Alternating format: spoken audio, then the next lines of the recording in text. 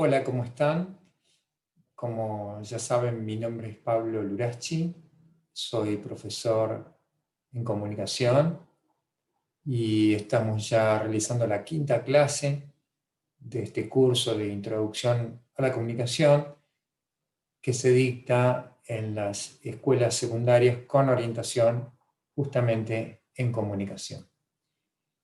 En el capítulo anterior estuvimos analizando ciertas manifestaciones de la comunicación y sus formas modernas a través de las redes sociales, particularmente el discurso de odio y cuáles serían las formas de poder evitar su circulación y la afectación de los derechos humanos de las personas, ¿no? El derecho a la dignidad, al honor.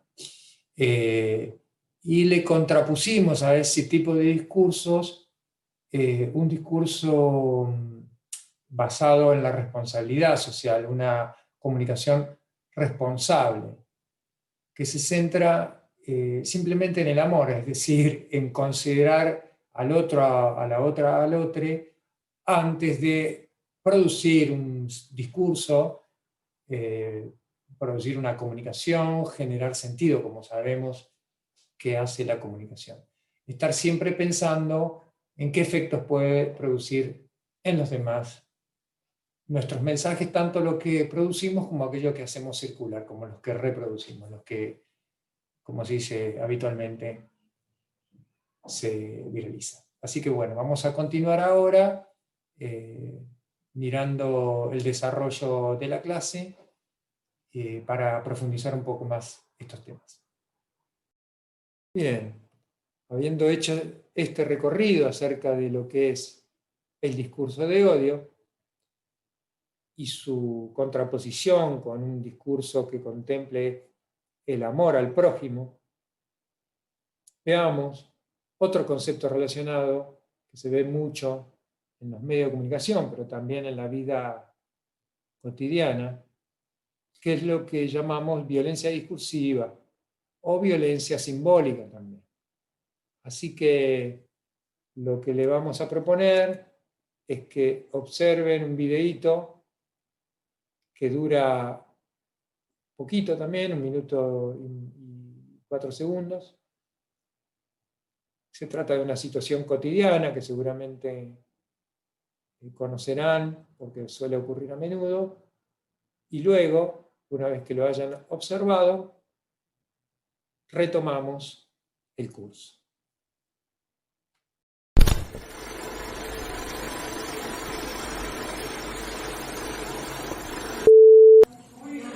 Profesor, la semana que viene a las 3 de la tarde queremos ir a la marcha de Ni Una Menos. Pero a esa hora tienen clases de economía conmigo. Sí, profe, por eso le queríamos pedir permiso para ir. No, chicas, no pueden faltar a clase. Pero, profe, es la marcha de Ni Una Menos. Es súper importante. También es importante que aprendan economía, así que tienen que estar en clase. Pero, profesor, Profesor, nada. Se terminó esta discusión. La clase que viene los quiero a todos acá. chicas, al final, este profesor es un machirulo. ¿Qué dijo? ¿Que no la escuché? Nada, profesor. Nada, profesor.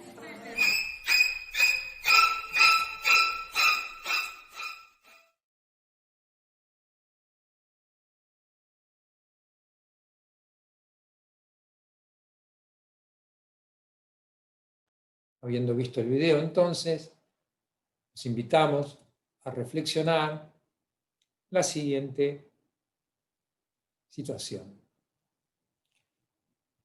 Imagina que te encontrás en una situación parecida a la del video. ¿Qué harías y por qué? Le pedimos entonces ahora que para responder a esta problemática, a estas preguntas que se plantean, pausen el video, se tomen unos minutos y escriban en sus cuadernos sus opiniones y luego retomamos con la clase. Muy bien. Habiendo entonces ya avanzado con el trabajo, con la respuesta a los interrogantes. Vamos a colocar nosotros en pantalla algunas posibles respuestas que imaginamos ustedes pueden haber dado. Todas ellas tienen que ver con lo que vamos a ir viendo un poquito más adelante. Puede ser que alguien se sienta enojado, pero no haría nada porque tiene miedo que el profesor le baje la nota, lo haga desaprobar la materia, le coloque amonestaciones, etc. Otra persona podría discutir muy fuerte con el profesor, violentamente, argumentando que, bueno, tiene razón y punto. Otro grupo podría ir igual a la marcha, pensando que es importante y que, bueno, el profesor se quede con su opinión, después veremos qué pasa. Un grupo podría proponer dialogar con el profesor para llegar a un acuerdo, juntarse todo el curso y decirle al profesor que desean hablar con él para acordar una forma de solución. Por ejemplo, tomar la clase en otro momento, en una hora libre. Otros podrían tratar de argumentar, de explicarle razones, convencerlo de que es importante la marcha de Ni Una Menos. También se podría ir a hablar con el director o la directora de la escuela para explicarle la situación y que intervenga a favor de los alumnos y las alumnas para que puedan participar de la marcha. Podrían cortar la calle con bombos y banderas, como es habitual ver a los chicos, chicas y chicas del secundario, para expresar su disconformidad contra la actitud del docente. También armar un debate con otros estudiantes y tomar decisiones.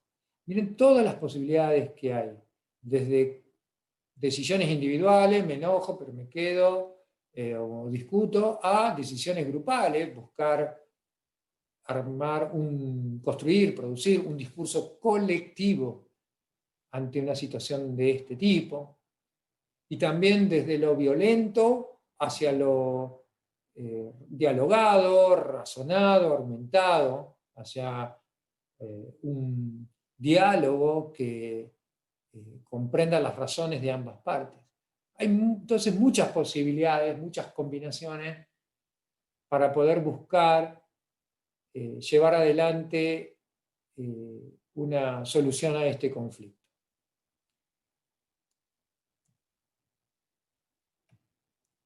Es por eso que vamos a tratar entonces la relación entre comunicación y conflicto. Recordemos algunas cosas.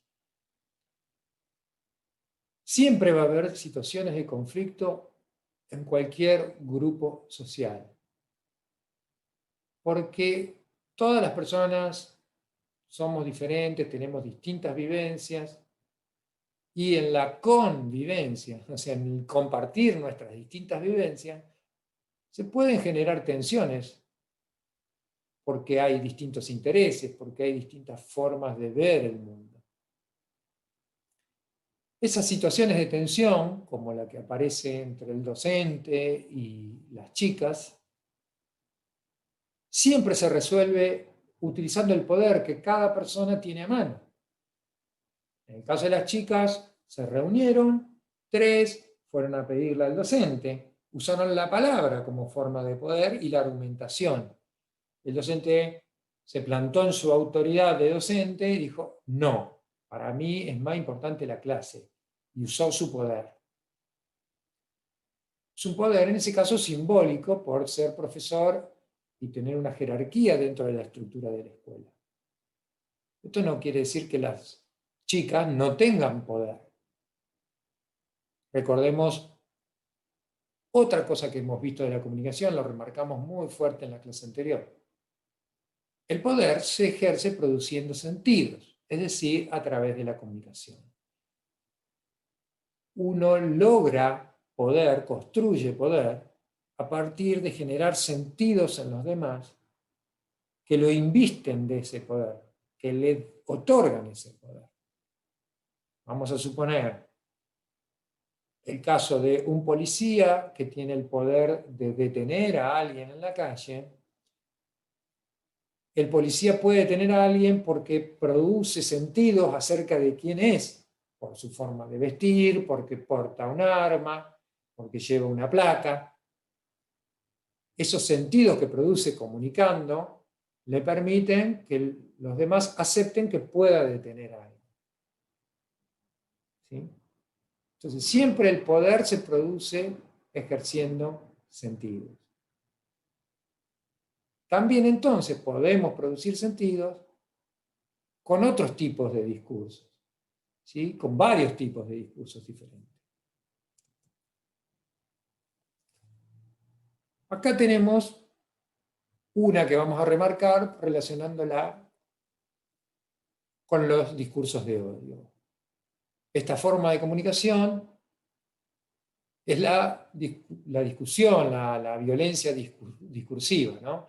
A menudo la comunicación, dice aquí, se convierte en violencia discursiva o simbólica. Ya hemos visto los casos de los haters, odiadores, del bullying. También la violencia se puede volver física, que también es una forma de comunicación, ¿no? Ejercer la violencia física sobre otra persona también es comunicarle el dominio, el poder que se le quiere imponer. Esto es muy usual en la violencia contra las mujeres y contra otros géneros. Es una forma de subordinarlos, de imponerles el poder de un sistema de ideas, una mirada de mundo que llamamos patriarcado o machismo. O heteronorma, ¿sí? También. Pero estas no son las únicas formas de resolver un conflicto a través de un discurso violento o el ejercicio de la violencia física. Existen otras formas de resolución de conflictos, a través también de la comunicación, que fundamentalmente tienen efectos positivos para la convivencia social. Estos efectos positivos tienen que ver con el respeto a la dignidad de la otra persona, a los derechos humanos de la otra persona, como veníamos viendo, a la paz, a convivir en paz en situaciones que no generen tensiones y malestares. Sirven para construir entonces una convivencia de bienestar. ¿Cuáles serían este tipo de formas de comunicación que se oponen a la violencia? Bueno, aquí lo pusimos, del otro lado de la raya, en el campo de juego, donde queremos que se juegue, está el diálogo, al lado del amor.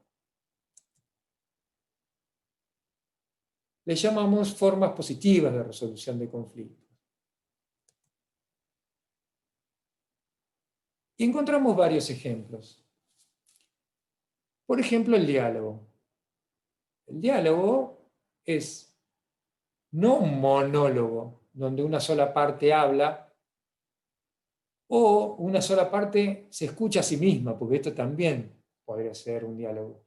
Vamos a un ejemplo que se discute gritando, muy usual. La persona que grita, no solo por el volumen quiere tapar la voz del otro, sino que se escucha a sí mismo, nada más. Con lo cual, allí no hay diálogo. Entonces, una de las condiciones fundamentales para que haya diálogo es escuchar al otro. De vuelta, se trata de aplicar el amor, como veníamos diciendo, a la comunicación. Respetar la palabra del otro, respetar su derecho a expresarse, escuchar lo que tiene que decir. Todas las partes de un diálogo tienen que ejercer esta práctica de escuchar al otro. ¿Cuáles son sus razones, su mirada al mundo, sus argumentos? Y en ningún momento despreciar su opinión, ni su persona, no solo su opinión, porque también la violencia discursiva tiene eso. no va solo en contra de la opinión, del discurso de la otra persona, sino directamente contra la integridad de esa persona. Se lo critica por cómo es, no por lo que piensa o dice. Porque es de determinado país, ya lo dijimos, por su color de piel, que nada tiene que ver con su discurso. Es una forma de ejercer la violencia también. No solo sobre los discursos y las opiniones de las personas, sino sobre la integridad, como decíamos. El debate, que es una forma de diálogo también, más organizada, si se quiere, donde hay múltiples partes y se estructura, hay una reglamentación, reglas que se establecen para poder expresar cada uno su posición. Hay personas que son moderadoras de ese debate, que van dando la palabra, van diciendo quién puede hablar, quién no, cuánto tiempo. Un modelo de este tipo de forma positiva de resolución de conflictos es el debate presidencial, que quizás, bueno, está un poco distorsionado porque termina siendo más que nada una publicidad del candidato o la candidata, antes que realmente un lugar donde se quieran debatir ideas y llegar a acuerdos, ¿no? Pero bueno, se usa la palabra debate para este modelo que conocemos. Pero también este modelo se puede aplicar en la propia escuela. En el caso que veíamos, se podría haber pedido armar un debate sobre la importancia de la concurrencia de alumnos, alumnas, alumnos de una escuela a la marcha de Ni Una Menos, como forma de aprendizaje también, de formación, ¿por qué no?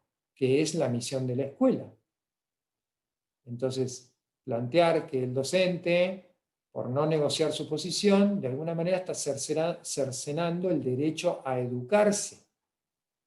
¿Sí? Y eso se podría plantear en un debate. Del otro lado estarían los docentes, moderarían quizás las autoridades de la escuela, otros docentes podrían intervenir con su posición y llegar a un acuerdo, como dije hace un rato, por ejemplo, decir, bueno, vayan a la marcha y la clase de economía la damos en una hora libre o después de hora.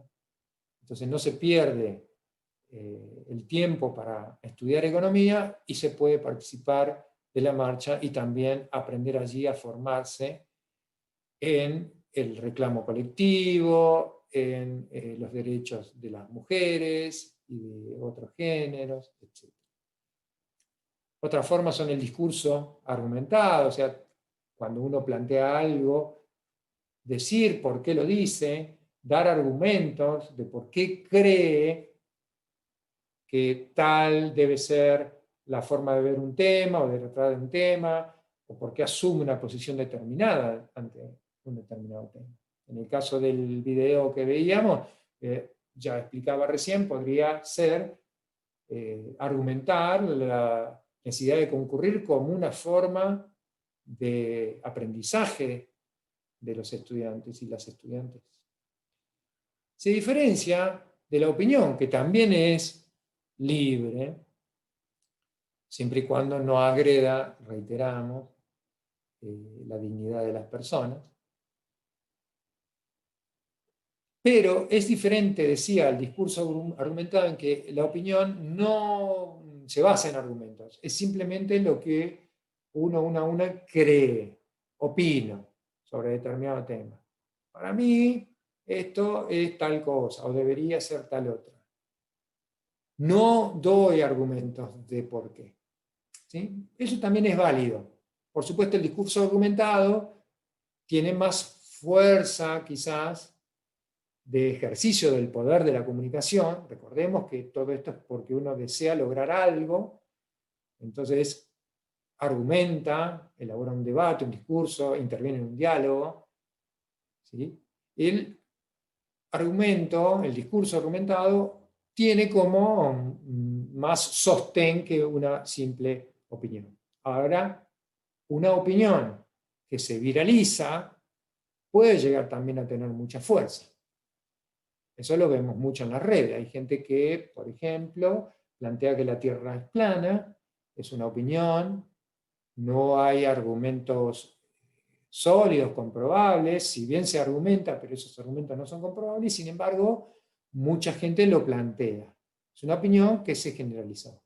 Entonces aquí pasamos a las formas colectivas de expresión, ¿sí? Como puede ser, por ejemplo, la manifestación colectiva, algo muy habitual. La propia marcha de Ni Una Menos es una manifestación colectiva que reclama a las autoridades de los estados y también a la propia sociedad, todas y todos los integrantes de la sociedad, que se termine con los crímenes por ser mujer o por ser de un género no binario, un género no masculino, ¿sí? De esa forma se pueden lograr grandes cambios sociales. Las manifestaciones colectivas han sido históricas a nivel global, sobre todo en las sociedades modernas, como formas de reclamo y de cambio de situaciones sociales opresivas y violentas. Y la petición ante las autoridades. Esto podría ser armar un escrito, alcanzarle un proyecto de ley a un diputado. Esto también lo podemos ver mucho en la televisión. Acercar un proyecto a la directora de una escuela, como planteábamos recién en el caso del video, escribir una petición y llevarla a las autoridades para que se les permita participar de la marcha de Ni Una Menos. Eso también es entonces un mecanismo colectivo de producción de discursos, de ejercicio del poder a través de la comunicación, que busca, de alguna manera, resolver conflictos pacíficamente, con una convivencia social positiva, constructiva, una convivencia social basada en el amor, en el respeto por los demás. Como cierre, colocamos esta expresión para poder sintetizar todo lo que hemos venido charlando. La solución en paz, pacífica, de los conflictos sociales se puede lograr usando formas de comunicación que respeten la opinión y la dignidad de todos, todas y todes, por medio de negociaciones democráticas que permitan alcanzar acuerdos. Siempre, cuando se alcanza un acuerdo, algo se cede y algo se gana. Los mejores acuerdos son aquellos que ambas partes o todas las partes ganan algo. Así que los invitamos, las invitamos y les invitamos a ejercer estas formas de comunicación pacífica en nuestra sociedad para resolver los conflictos que puedan atravesarnos, alcanzarnos durante nuestras vidas.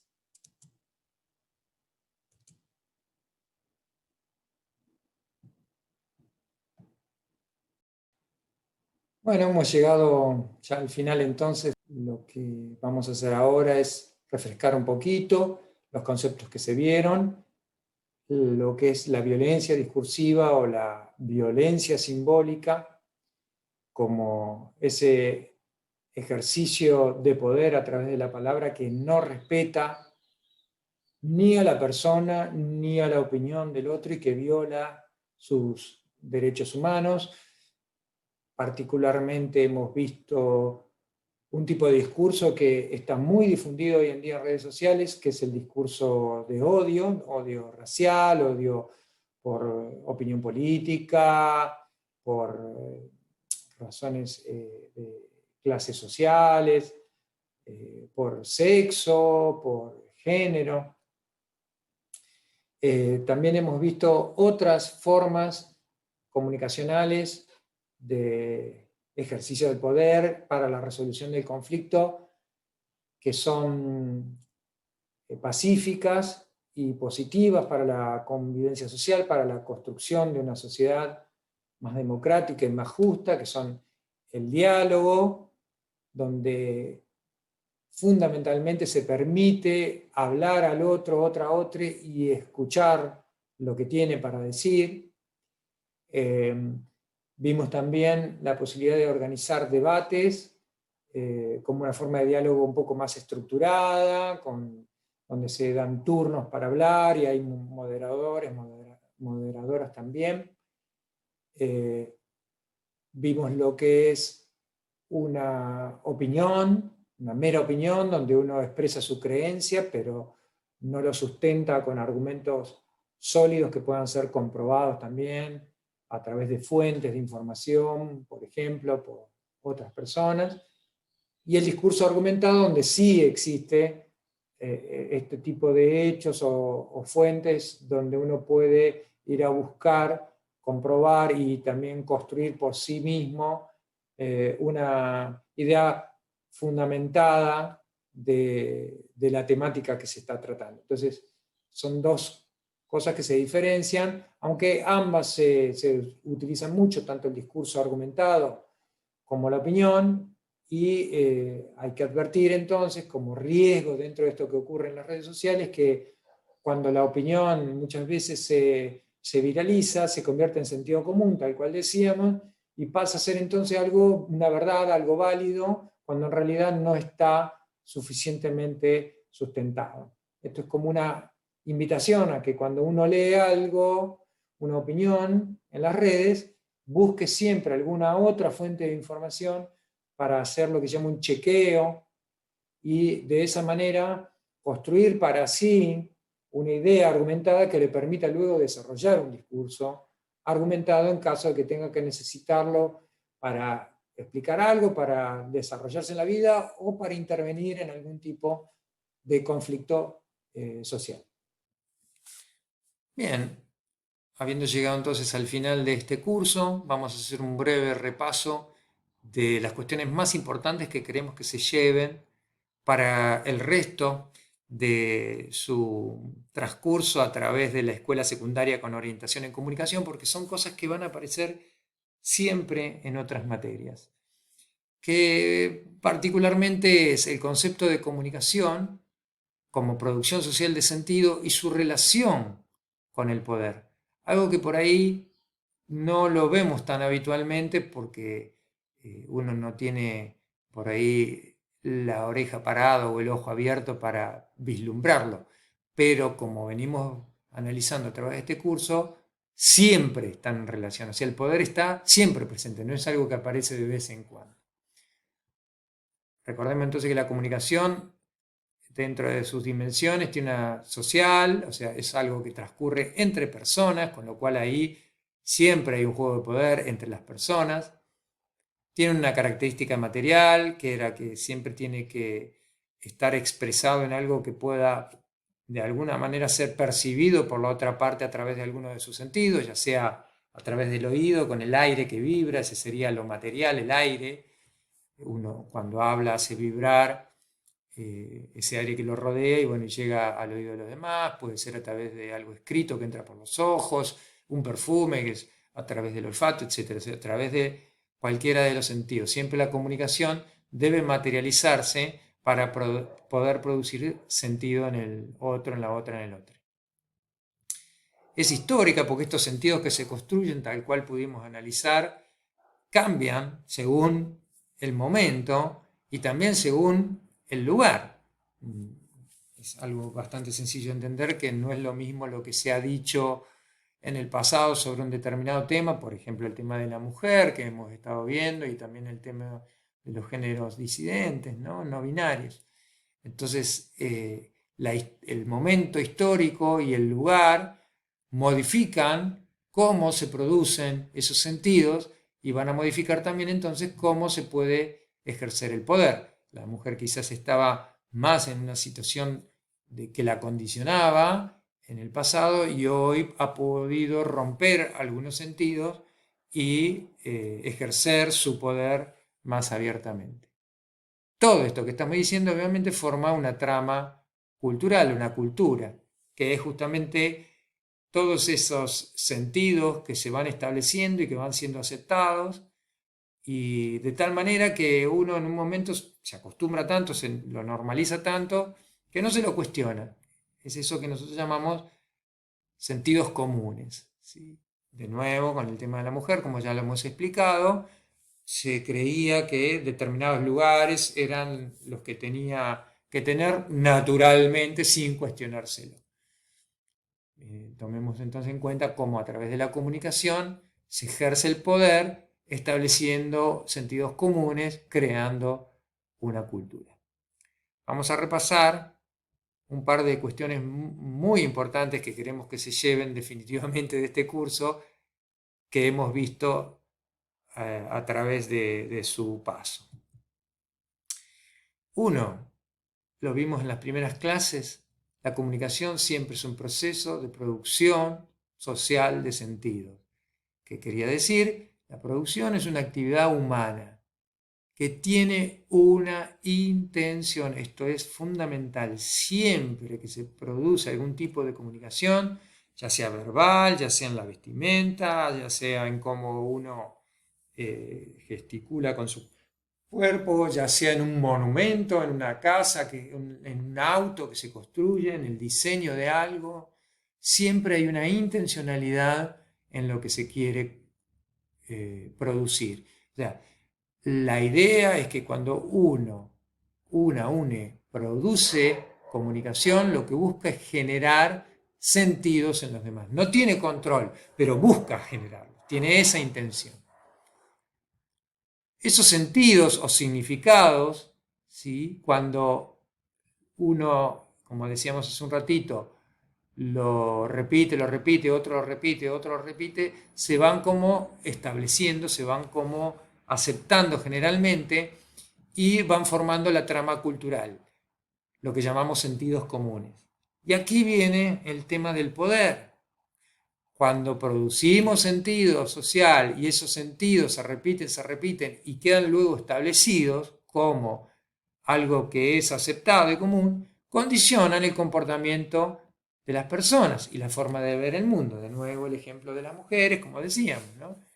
Si repetimos que la mujer tiene asignado determinado lugar y eso se vuelve aceptado, entonces va a condicionar el comportamiento tanto de varones como de mujeres y de cualquier otro género no binario, porque va a entender que las cosas son de esa manera sin cuestionárselo. He aquí una forma entonces de cómo a través de la comunicación se ejerce el poder, estableciendo sentidos comunes. ¿Sí? Ahora bien, este poder entonces lo podríamos entender como la capacidad que pueda tener una persona de generar en los demás, acá está lo social, los sentidos que uno desea. Acá está el poder, en el deseo.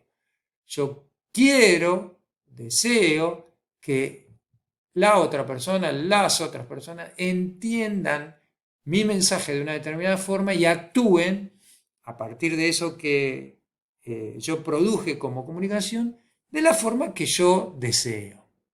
¿Sí? Condiciono de esa manera su comportamiento y su forma de ver el mundo, convenciéndolo. Ahora bien, en la segunda parte del curso, lo que nosotros vimos es que existen distintas formas de ejercer el poder a través de la comunicación. Hay un tipo de comunicación violenta, en este sentido, lo que quiere decir es que lo que busca es imponer un significado, tiene la intención de imponer a los demás, independientemente del deseo de los demás, no se tiene en cuenta en la comunicación violenta, decía imponerle lo que yo deseo, el sentido que yo deseo. ¿Sí? La comunicación violenta no es solo verbal, puede ser física también. Históricamente hay innumerable cantidad de casos del ejercicio violento de la comunicación contra determinadas comunidades, como por ejemplo ha sido contra las comunidades originarias, donde eran tratados como no humanos, casi como animales. También ha pasado con la población africana que fue esclavizada y llevada por todo el mundo, y más recientemente con el pueblo judío, pero también ocurre hoy en día con personas que viven en barrios populares, por ejemplo, o por la forma que se visten, o la música que escuchan, que son de alguna manera disvalorados por algún tipo de discurso violento, estigmatizados, ¿sí? Como se dice, o sea, marcados como algo que no está bien en esta sociedad, que no corresponde y que no podrían existir dentro de nuestra sociedad porque no serían aceptables. Fíjense entonces cómo a través de la comunicación se puede ejercer un poder en forma violenta. También vimos en este caso el discurso de odio, que es un poco lo que les estaba comentando, algo que está dirigido a determinada persona y trata de lastimar su dignidad, lastimar su honor, ¿no es cierto? También está el tema del ciberbullying, como lo pudimos analizar, como otra forma violenta de comunicarse, ¿no? Como nosotros deseamos que aprendamos otro tipo de formas de comunicarnos, estuvimos viendo cómo hacer para evitar la existencia o por lo menos la circulación del discurso violento, que es muy fácil, básicamente aprender a distinguirlo, cuando uno lee un mensaje de ese tipo, darse cuenta de lo que está pasando ahí, de que en realidad en un chiste están estigmatizando a alguien por su color de piel, por su sexualidad, género, por su condición social, por el barrio donde vive. Dejar de actuar como si eso fuese normal, un sentido común, y empezar a resignificarlo, que no sea más un sentido común, sino que adquiera otro sentido. Acá hay violencia. Entonces, ¿qué hacer con eso? Bueno, no distribuirlo, no viralizarlo, no pasarlo a nadie. Cuando uno ve un mensaje que contiene algún tipo de discurso violento, discriminatorio, etc., frenarlo, denunciarlo. Lo mismo con el ciberbullying, recurrir a personas que puedan actuar con poder para frenar este tipo de circulación de mensajes violentos.